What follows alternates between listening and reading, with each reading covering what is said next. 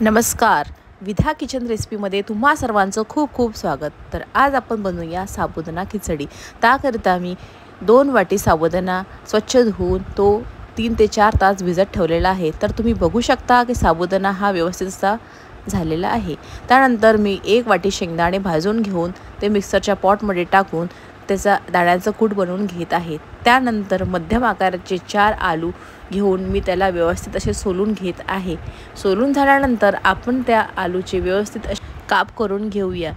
काप असे करावे की ते एकसारख्या साईजचे असावे, जेणे ते लवकरात लवकर शिजतील. त्यानंतर मी 8 ते 10 हिरव्या मिरच्या कट करून घेत आहे.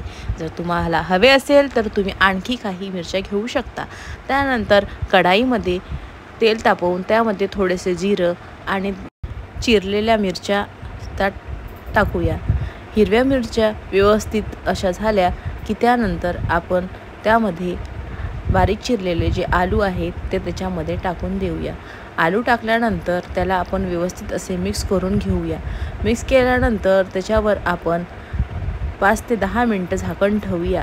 झाकण ठेवल्यानंतर आपण ते बघूया की ते व्यवस्थित शिजलेले की नाही. तर तुम्ही बघू शकता आलू हे व्यवस्थित शिजलेले आहेत. त्यानंतर आपण त्यामध्ये लाल तिखट टाकूया. लाल तिखट याच्याकरिता की त्या खिचडीला व्यवस्थित असा रंग येईल. यानंतर आपण जो साबुदाणा भिजवला आहे त्यामध्ये आपण चवीनुसार मीठ, चवीनुसार साखर टाकून त्यामध्ये जे दाण्याचं कूट बनवलं आहे ते त्यात मिक्स करून घेऊया. त्यानंतर आपण हे सगळं मिश्रण मिक्स केल्यानंतर आपण हे कढाईमध्ये टाकूया.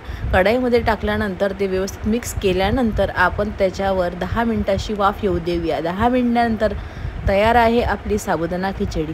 जर तुम्हाला ही रेसिपी आवडली असेल तर विधा किचन रेसिपीला please like, share and subscribe करा.